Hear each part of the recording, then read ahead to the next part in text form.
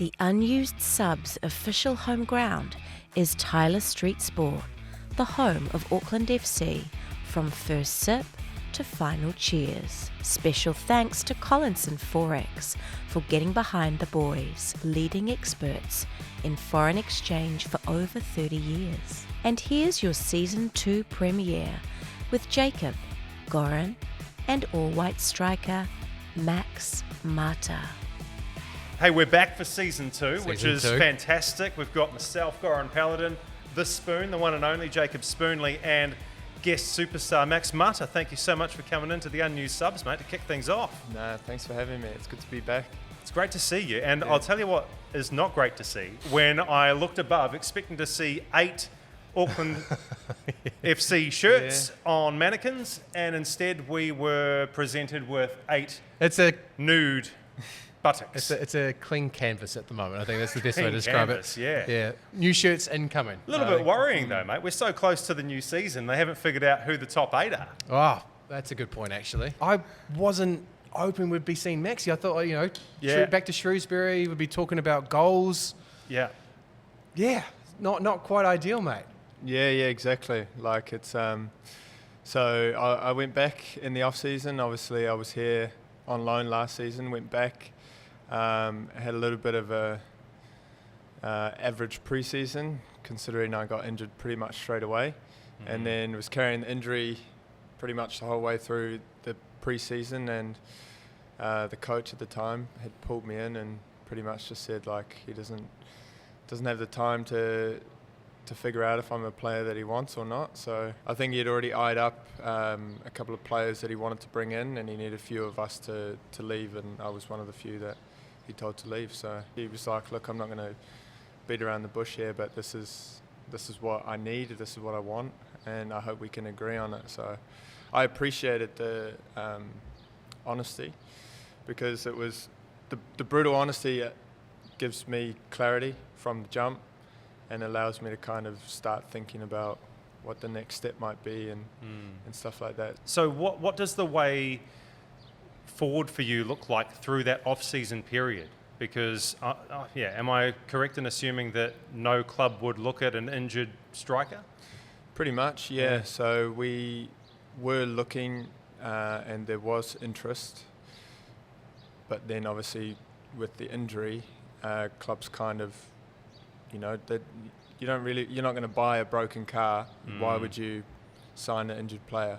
And I'm now, I think, 12 weeks post-injury. So yeah, fully recovered, and just trying to get the fitness, sharpness back up, and see what kind of hits the books. And it's a bit weird, a bit of weird timing for the seasons as well. So I mean, at this point in time, possibly somebody's getting injured or in other clubs. So I was a free agent before the window closed, so I can also sign outside the window.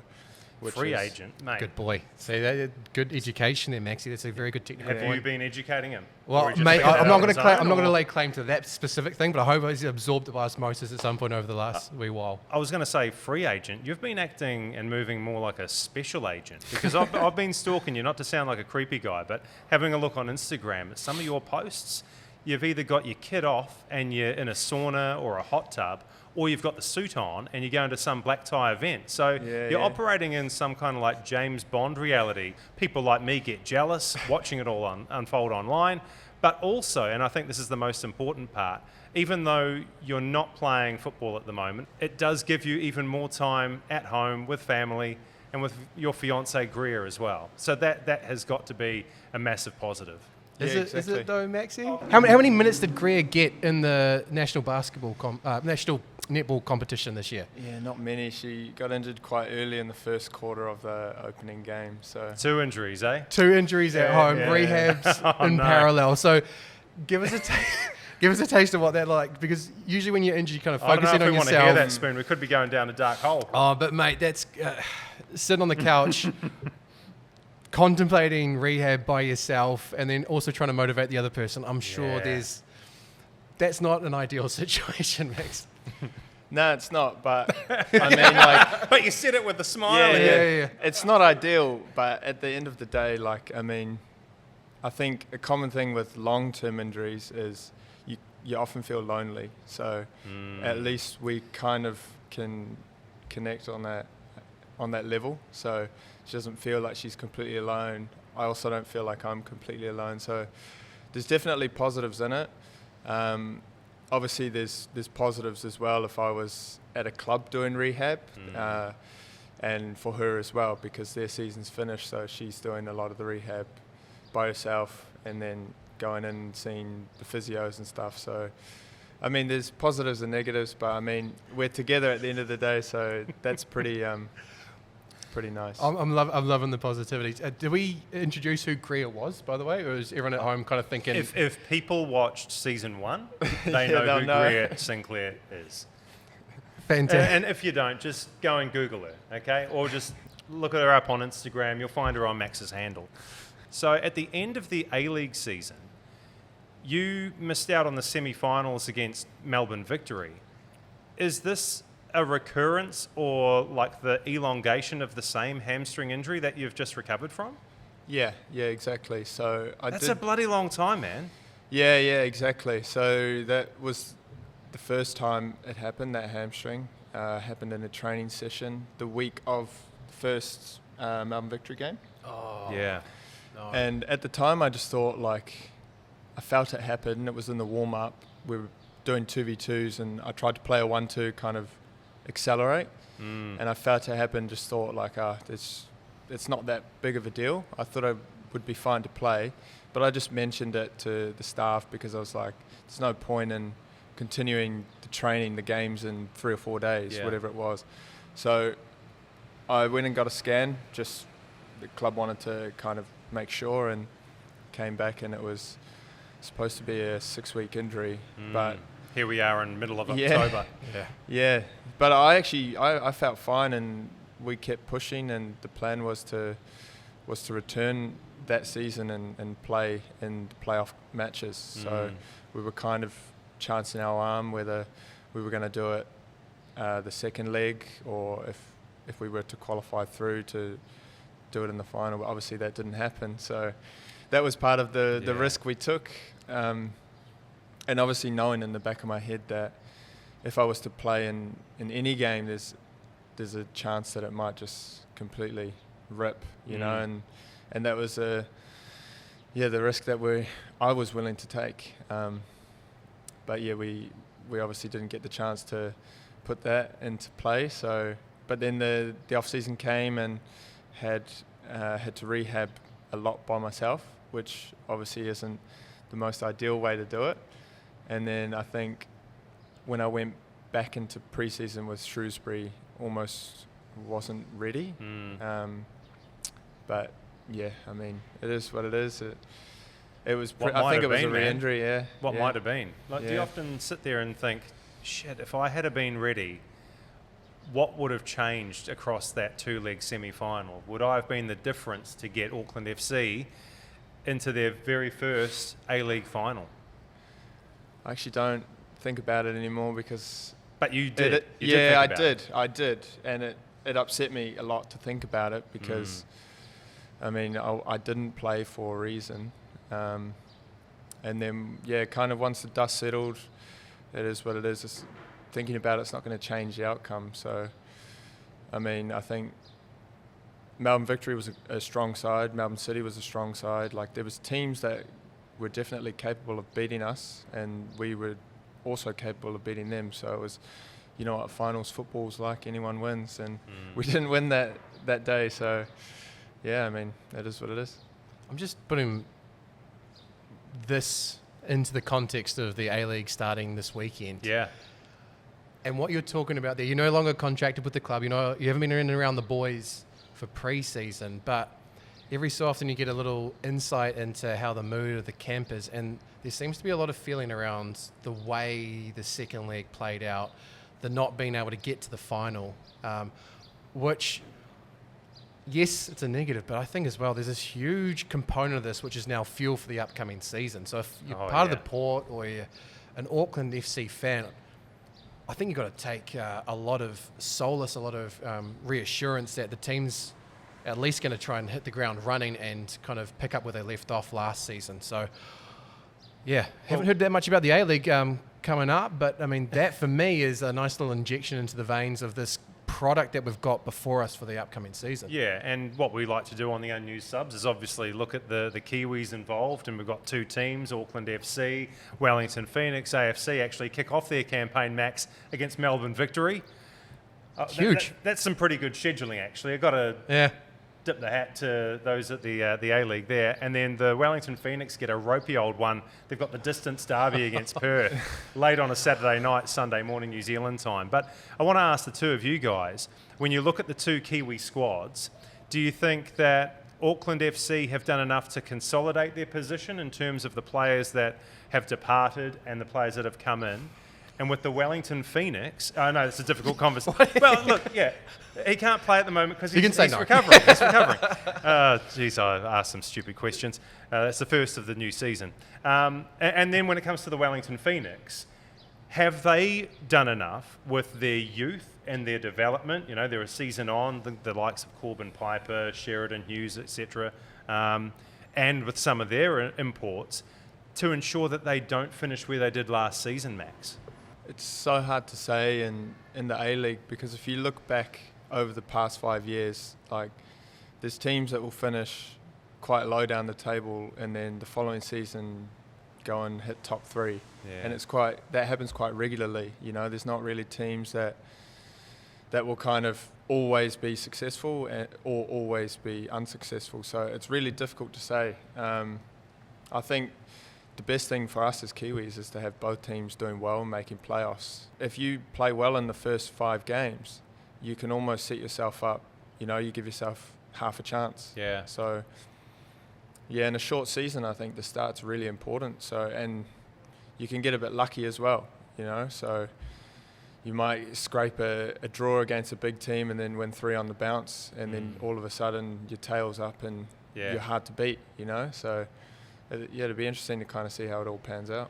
If you look at Auckland, they've been the most stable, they're consistent there. They've added Sam Cosgrove, they've got the likes of Lockie Brook, who's come across from the MLS. I'm missing someone who they've recruited at the moment, but then they've got Ollie Sale coming back in with Valdi, so they've got good options there. There's depth there. That's an interesting conversation, actually. Who gets the nod and goal, Valdi or Ollie Sale? So, yeah, we'll find out in a couple of days, right? Yeah. I've got no idea how that one's going to play out. But consistency and depth of Auckland, so the question is, can they repeat?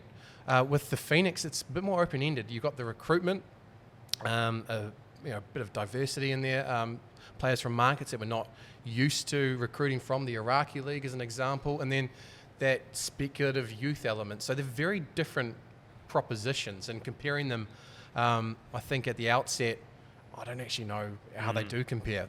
To Max's point, come back and have a look at 5 games in, because that's when the heat starts coming on, right? That regularity of football adjusting to the season itself, and then you're going from, you know, bless its heart, but Auckland weather in spring's terrible, and you're around about 10 to 15 degrees colder than the likes of Sydney and Brisbane. So that's a huge challenge to come up against, that climactic reversal.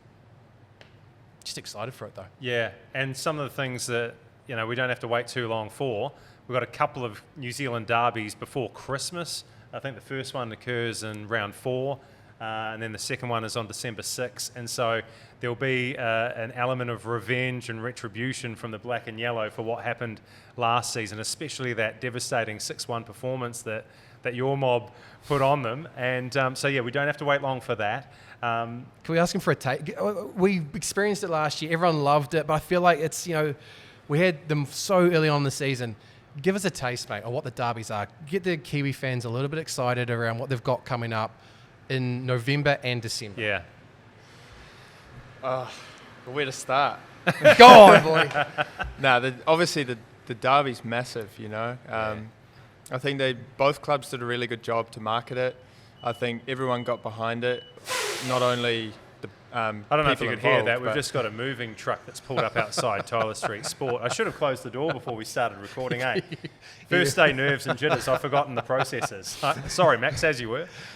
But I think like it was amazing, you know, and I think I'm an Auckland boy, so, and I was at the time playing for Auckland, I was actually nervous. Go on. Not often in my career do I genuinely get nervous, but Does that start the week off? Like, as soon as you're done with the game before, do you immediately switch into, all right, derby week, just having a little look on Instagram, how things are going, that sort of stuff? not for me personally, no. I didn't really think too much into it because as the season's going on, you do the recovery day, come in, train, and then you start looking at who you're playing. And we knew, obviously, that game was coming up, and then it actually started the day of the game. In the morning, I woke up, I was like, it's derby day, thinking so about in Wellington that. at this point, right? No, I only played in the final You missed the first derby. one, right? First good. two, yeah. I'll be Yeah, quiet, first Max. two. Keep Yeah. going. Yeah, I'm talking specifically about the 6-1 third. drubbing. Yeah. So I was really nervous, and then the whole day I kind of was walking around, with that fire in my belly, and then got to the ground, enjoyed it, walking around before the game thinking oh, this is going to be amazing, it was a sold out stadium and everything. So, and I don't think any of us expected to put a score like that up, but that was our intention. And yeah, we played hard, they played hard, and yeah, we got the rub of the green that day, obviously, and I think the goals just kept firing in, and yeah, it was a good day to be at Aucklander. When you've got those nerves in the belly and you get to the ground and you're eagerly anticipating this clash, and you look across, and in the warm-up you've got mates in the opposition that ordinarily you'd go up to and be like, hey, what's going on, man? Did that change as well? Were you not willing to engage them in conversation? You didn't want to exchange any pleasantries? Did that change a little bit? 100%, yeah. We all felt it. We weren't friends, in that moment in time. I think the Wellington boys had a mentality of they wanted to prove a point, but we also had the same mentality of we wanted to dominate and win the game and go 3-0 in the derby. So it was there was definitely fire in the bellies of a lot of players. But yeah, that was a good thing for New Zealand sport. I think for the children as well, who now obviously more interested in football because of things like that. So that was amazing. Give me your top 3 moments from last season. I'm in. It's the juices are now flowing. G, you're a big reason why so many goals were scored in the derby. You got to raise silverware, mate. Can you narrow it down to 3 for us? I think the derby has to be one of the 3. That was the only derby I played in as well. So just to clarify for certain people, you can't know everything, Spoon. You're I a walking enjoyed that. encyclopedia of football, mate. You can't know everything. Okay. That's number 1. Yeah. Yeah. Oh, I don't know how to rank them. Not but in any order. Yeah, maybe we'll go to number 1. Surely the Premier's plate reception definitely at Mount Smart Stadium, eh? Yeah, That's got to rank right lifting the up plate was pretty special. Yeah. With the port, we got our families on the field as well, so that was pretty special. The final one, mate. What do you got for us? Oh, I think for me personally, my first start was Melbourne City at home, and they were top of the table at the time. We were fresh off a loss to Perth away, I think. So that was a big moment for me. It was, obviously first start, we're at home, and we were playing top of the table, and then we beat them 3-0. So that was, a big moment for me. While we're talking moments, a couple of things that I'm quite keen to see in the upcoming season. Go on. Costa Barbarouses, who left the Wellington Phoenix, how does he fit into what looks like a stacked Western Sydney Wanderers side? And also on the flip side of that, how do Wellington Phoenix find the net? Because he was doing it with alarming regularity, and so that puts enormous pressure on Izza and everybody else in black and yellow. So that's one, Costa. And then the other one would be the huge signing news out of Perth Glory with Brian Kaltak moving from Mariners to the west coast of Australia and partnering with the Walrus, a mate of ours, Scott Wootton, friend of the show. That looks to be a really solid defensive unit in the blink of an eye. Well, you'd hope it would change the my word. destiny of Perth. The guy, like Kaltak, is an absolute weapon. You would have gone up against him a few times max. And that is going to solidify things for them. So it's not going to be an easy first-up encounter for the Knicks. Brian is a beast, man. Oh, he's not enjoyable to play against. Pardon my French, he's a brick shithouse. He Isn't is. he? He is so solid. Yeah. No footballer should be that big. Yeah. Well, he's intelligent, his ability on the ball, he's quick, he's got a nose for danger as well to sniff it. It's like, so you explain to people why it is so frustrating playing against Brian Kaltak. Because if you're fast, he's faster. If you're strong, he's stronger. And he's also got the ability to send you to the shops with a Cruyff turn. You know, he's calm on the ball. He's got quite a high football IQ as well. Which I'd say you're better looking than him. So you got him there, mate. You got him covered. I mean, I've tried to come up against him a couple of times, and really trying to smash him and like. Have you put one on him at some point just to see? I've tried, I've tried Come many off times. Well, I wouldn't say second best if he's not expecting it, but tight if on he's, points though, I think is what makes it. Yeah, if we're both going at it, I mean, it depends who's more balanced at the time. But Jesus, he's a beast, man. He's a beast. So I mean, I'm sure you guys have seen his ability in the air as well. Yeah. So not just defending but attacking. Like I think people can confuse the two. Like they're very different. Good trying point, to score a goal with your head and trying to clear the ball with your head is. A lot of it's bravery, but then there's timing as well. So he's got both. I think the thing that adds to the brand as well, mate, is the silver caps on his teeth. So he's got them. I think they're gold. Are they gold? Yeah, Are they? He's upgraded with the double championships at Mariners. Yeah, They used to be silver, now they're gold. But they either do one or two things. I think they sit on his eye teeth, so they look like a little kind of like fangs. So if he's defended you and he's smashed you, like, oh god, or he's smiling at you and you're like, damn it, this is a golden smile. He's the exact person you don't want to come up against as a striker. Yeah, definitely. And then he's really nice. Yeah. And it's like, what? That's the worst part, right? Yeah. Like, you can't hate him, Yeah, the qualities, I mean, we're raving about him. I feel like he's one of our own because he's spent so much time in New Zealand through our systems. So, even though we try to pump up New Zealand football, we're talking about a Vanuatu rep here, but he's one of ours, mate. He's exactly. one of ours. While you go and shut the door, I'm going to tell you my story about Brian. So the truck's back. Wait for this beeping to stop, Maxie, or this will be edited out.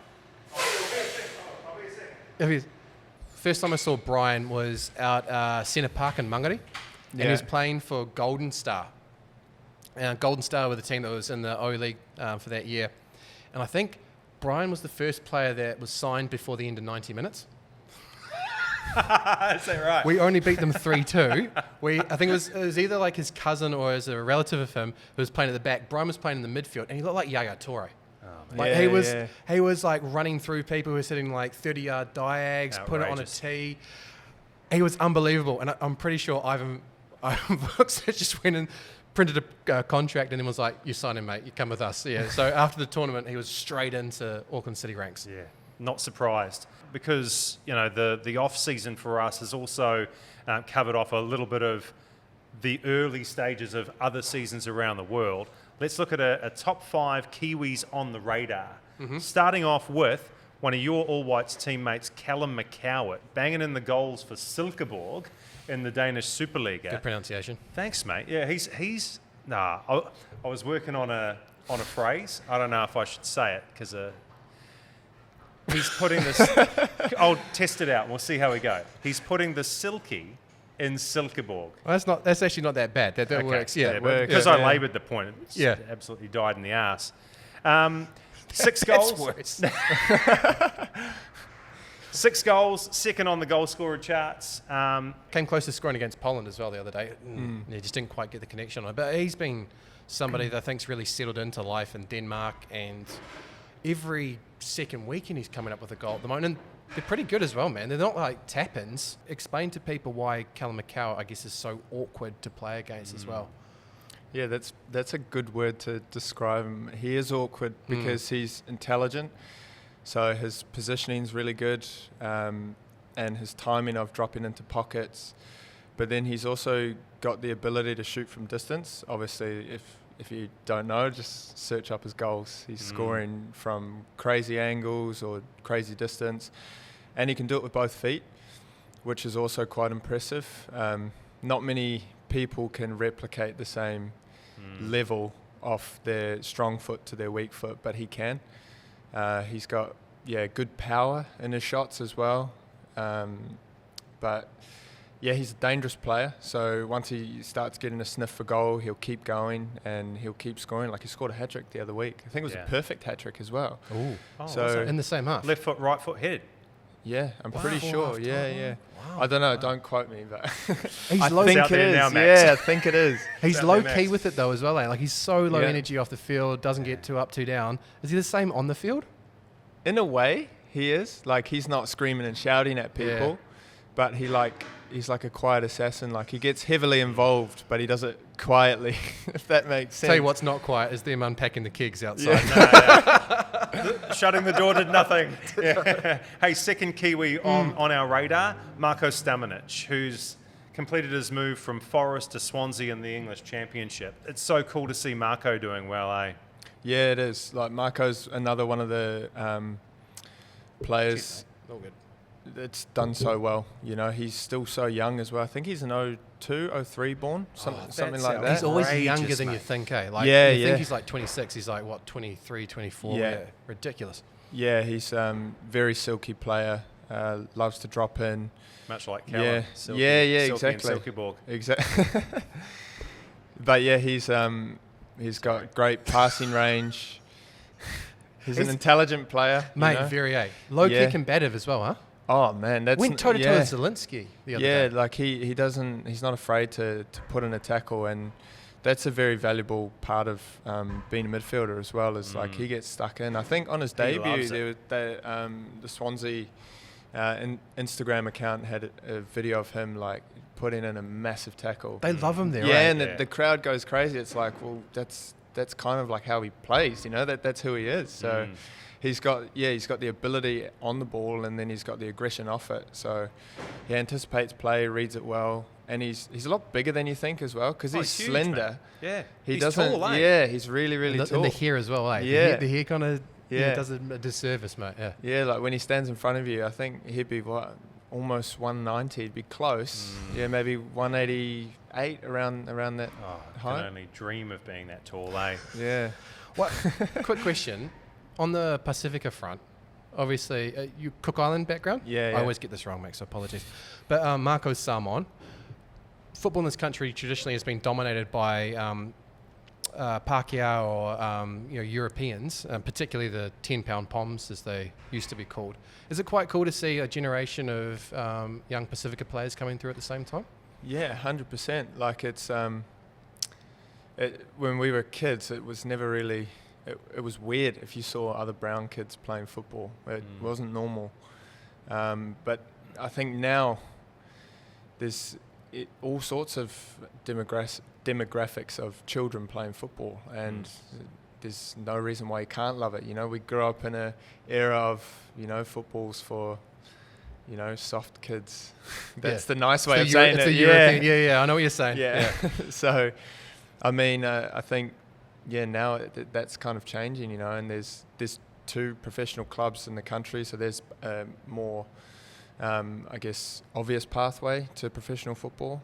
And now with a lot of Kiwis playing abroad in Europe, kids are looking at it going, well, it's possible, whereas when we were kids, there was maybe 4 or 5 of them doing it, Was Bill a big inspiration in that regard? Because he would have been at Marseille about the time that you were coming through, starting to have a look at professional football. Yeah, definitely. And Bill's also Mate, I think he debuted for Birkenhead at like 13, mate. Bill Yeah. Tuilamas, who we're talking about. Yeah, So exactly. under Hobbo, mate. But he just took off. Yeah, he was, when I first watched him play, was the Under-20 World Cup in New Zealand. And he was it with the Scucks here? Yeah, it was. He was in the midfield. I don't know if he was Blonde- a midfielder or if he blonde- was I just... feel very uncomfortable you saying the words Scucks, yeah. Well, it's how Bill used to describe himself, mate. So Okay. like the blonde patches, and the mullet. Yeah, that's good. Yeah, but he's another player with great technique. His technical abilities fantastic. And then you could correct me if I'm wrong, but he was playing in the midfield at that time, right? Yep. Yeah. Yep. So he had the ability of a midfielder, and then he started playing more as a centre back. So, a player who's got the ability of a midfielder who then goes to centre-back position, like moving the ball around the park was a breeze for him. So, that was probably really valuable. I still remember when Guardiola's talking about who inspires him, and he talked about Bielsa. Bielsa's at Marseille at the time. Bill was in the academy team, but then he gets put up into the first team. And then as they're talking about Guardiola and who he looks to, they show a clip from Marseille's training, and it's Bill playing murder ball, like Bielsa's murder ball, and like Bielsa just blows the whistle, and then Bill's like collapsed, and I was like, we're not supposed to be talked about like as Kiwis in conversations and interviews with Guardiola. So that was quite a cool little milestone moment as well. We've hijacked this, mate. And that's all right. That's all right. Okay. Look, if it might make the edit. I don't know. Number 3 for Kiwis on the radar. And we can talk very briefly about this because we've been talking about her for donkey's years. Yes. 163 caps for the Ferns, 5 World Cups, led the team so well when they came down here for the co-hosted World Cup. Ali Riley, her retirement. I just seen if Max was going to jump in there and make a guess. I shouldn't have said the name. Oh, no. But, look, I think unfortunately Ali's been dealing with an injury for long time now. A long time. Yeah. But the really cool thing is that Angel City, so she was signed by Angel City. They paid a transfer fee for her, which is not common in the women's space. Captain since the club's inaugural year and has been leading mainly from the sidelines to recognise her contribution to the NWSL, to Angel City, to launching women's professional football in LA. The club's going to make their last regular season game on the 19th of October, kind of like a homecoming American kind of vibes, but more of a farewell for Ellie. So to be put on that stage is a real compliment to her. And hopefully, now that she's not playing, we can get her on the podcast. So, Ellie, looking forward to getting you in season 2 here on the Unused Subs at some point. Just have your people reach out to me because I'm the only person. Mate, she's on Jimmy Kimmel. She's got so many. She works her way down and she gets the Unused Subs. We might get her in the back of the taxi. Like she'll just be FaceTiming. She'll be FaceTiming us from the back of the taxi. All right. Okay. Glad you clarified that. We move on quickly to number 4. Ryan Thomas, the Dutch delight, back in the All Whites mix. I don't know what's better, his play on field or his fantastic accent. I went into camp expecting to get a repeat of this, but he came out with the most Tapuki accent I've come across, mate. So he's lost it. Mate. He's dropped it. But undeniable energy, vibrancy on the field. Again, he's someone that confuses. He's so small. You're not expecting him to kind of play with that sort of versatility and diversity in his game. Converted winger into defensive midfield. That doesn't happen that often, but just wants to get on the ball and loves playing, it seems, with his All Whites teammates. I don't know if you've come across him. Something you said that was quite interesting the other day. Sorry, thank you. You say a lot of interesting things. This was just one of them. Yeah, good. The fact that with Ryan Thomas in the All Whites mix, it kind of bridges the gap between Woodsy, who's a dinosaur, and then all the youth coming through. We're trying to get people on the podcast, by the way. So you got Woodsy and Boxy kind of in their 30s with Costa. But then if you drop down, it kind of goes to Marco's generation, and sometimes that you need a bit of a pivot, a link between the two. The gap. And Ryan seems to have provided that, and also a bit of energy in that he's fresh to the group, so he's a bit new, which I think is, it's been beneficial it's really for everyone. helpful, in a World Cup, Mm-hmm. Yeah, exactly. I think, Bays has said that he thought Ryan Thomas would play again for the All Whites, so it's actually cool that he has, I was really happy to see him come back and play for New Zealand again, because I went to the Australia game, New Zealand versus Australia in Mount Smart, and he was playing. He's just as good as he was however long ago, I saw him play. Just plug and play, right? He just straight back into it. But then I thought as well, I was like, well, it's not like he's going to lose his ability, but he struggled with injury for a long period of time, so really cool to see him come back into the mix. And he's obviously an Ole boy, and there's quite a few younger Ole boys now in the setup, so I mean that's probably a proud moment for Declan as well. Hey, just quickly rounding this up, the 5th and final one, this is taking some time, the 5th lot of Kiwis on the radar, it's actually a collective. It's the Wellington Phoenix women's team. Because have you written down the names? Because I've forgotten who's involved. They have done such an amazing job with their recruitment. Not sure if you've been across this, Max, but obviously, say what you want about Bev Priestman. I think her credentials, outside of that one-time drone spying mission at the Olympics, the credentials are crazy. And then the sheer fact that she's brought back CJ Bott, Vic Essen in goal, and Macy Fraser, who was the A-League record transfer, all back in the mix. Like, that is one hell of a statement ahead of the upcoming Women's A-League season. So, yeah, keep an eye on them. The imports as well, Tessel Midag coming across from Rangers with Vic. Fantastic. Curiously, Piney did mention to me the other day that I'm not sure this is going to be staple for their season, but CJ Bott and Grace Jarley in defensive midfield, which I thought that was quite interesting. Grace Jarley? It's a migration of the right-hand side and compressing it into the midfield, mate. But, yeah, I can't wait to see what they do in the ALW season coming up. I think that's really exciting. All right, we've got a new segment alert. It's I'm pretty proud of this one. I wasn't More proud of the more conviction of I wasn't proud of the Silky and Silkeborg, but I'm pretty happy with this one. 4Xs with Collinson. So Collinson Forex is on board with the Unused Subs in Season 2. And I thought it might be a pretty cool thing to do something with our guests week after week, Max, and create the ultimate dream team, the five-a-side dream team. So come up with your 4Xs on the football field. And voila, as if by magic, there is our football field. And in the edit, it'll look fantastic, I assure you. I've been working very voila hard. really sold it. Yeah, like, there it is. Yeah. It's basically just a football field with Max's face and 4 other Xs. So you have to be in your five-a-side team. Yeah, okay, you are the captain of your five-a-side team. What are the rules? It is players that you have not only played with, but against. So, Max, can you reveal the first member of your 4Xs? Ronald Arojo. I played against him in the Under-20 World Cup, and he was like... Who was he playing for? Uruguay. Uruguay. Yeah. He was a more dominant version of Brian Kaltak. Oh, wow.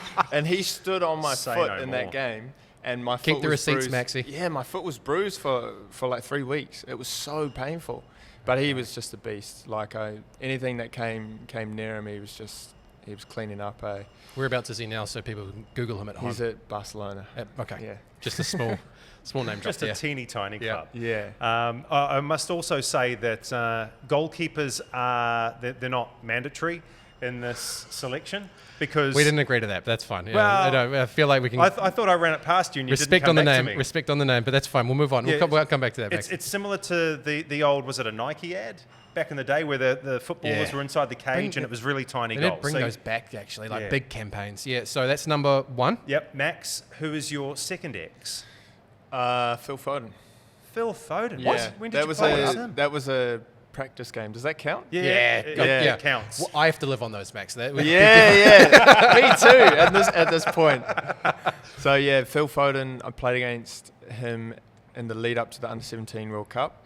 He actually came on in the second half, and we were so compact, and he was still somehow getting the ball. They were firing it, and he was turning, finding, like, threading balls through. It was unbelievable. Never saw a player with that technical ability. Was that the England under-17 Yeah. team? So Hudson Odoi, He was electric that game too. Yeah. was it Gibbs White in there Yeah. as well?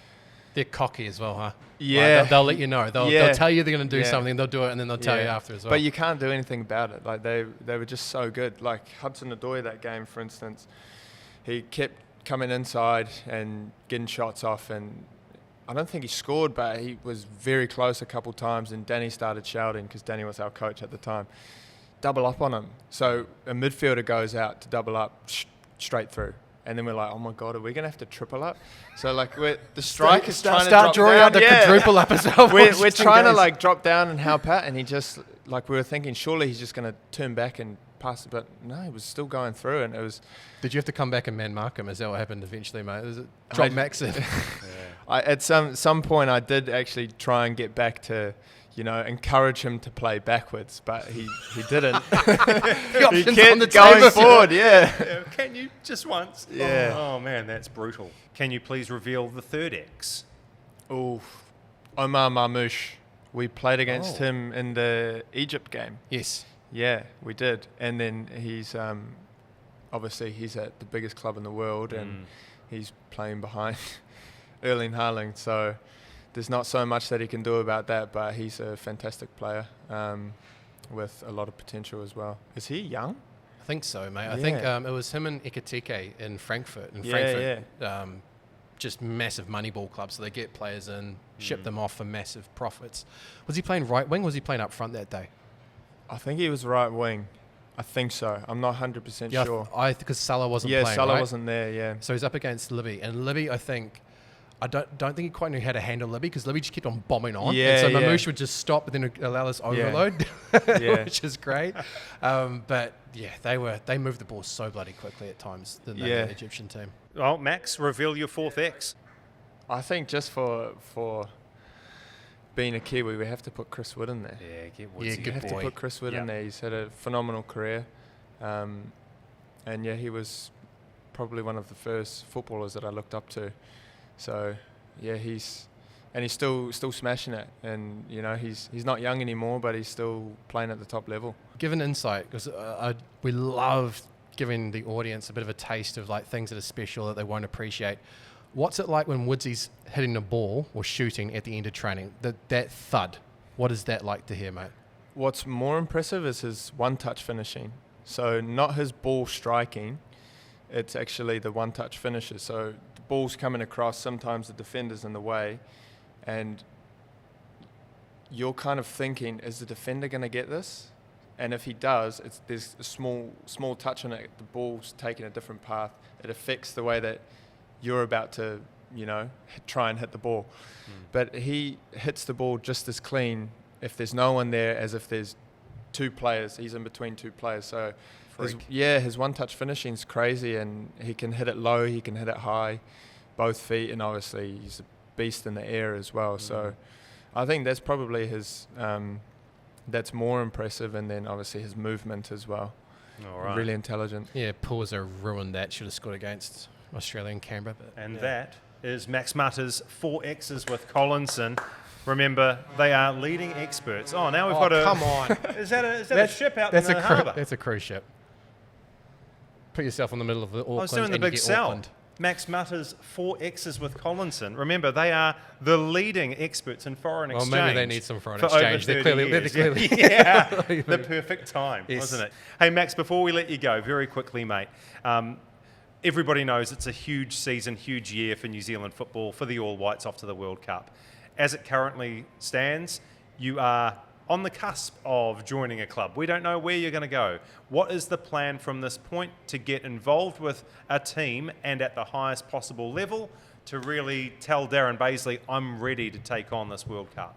Yeah, that pretty much is the plan, you know, and try and settle into that club as quickly as possible and hit the ground running, start scoring goals, and then, give him a tough decision to make. So, you know, everything that's in my control, I'll think about, not so much about what he's going to do, you know, and at the end of the day, that's all I can do is control what I can control. Have you reached out to Auckland FC? Are the lines of communication open with Steve Corica? I haven't directly spoken with them recently, so I think as well they're very close to the season starting. They've got a full roster, so I think they've got a lot of good players as well. Jesse Randall as well had a good pre-season, so potentially he get a good run of games as well. So we just kind of have to wait and see what comes up. So full fitness now, just waiting for that chance to come, mate, and grab it with both hands. Yeah, exactly. Well, good on you, Max. Thanks so much for coming in and helping us kick off the premiere episode of Season 2, and we wish you all the best, mate, as you strive towards that World Cup. We hope you make it a winner, man. Cheers, thank you. Football this weekend as well, boy. Get in. Get on it. I know. AFC Victory. Wellington, Phoenix, Perth Glory, distance derby. You know what How else good. we didn't talk about? Well, we can talk about it now. Oh, it was the manner of how we lost that game with the disallowed goal. Oh, with the lob Yeah. over the top, header back stick. Yeah, Go on. exactly. So that was, I think that adds fuel to the fire of, you know, everyone in the Auckland setup wants to obviously do well again this year. There was no proof that the ball was in, or there was no proof the ball was out. So it's a he says, she says kind of thing. So it's a big decision for the linesman to make in that moment to decide that it was out. There's no goal line technology or anything, and obviously I still believe that it was in. But again, I wasn't on the line, so I didn't see it. I was on the line. You were on the line. What did you see? No, actually, that's unfair. I was almost on the line. I was sort of, if this is the field, I was on that kind of angle as the ball's been played. Careful, across. you got into Robbie Slater ball and the Yeah. culture.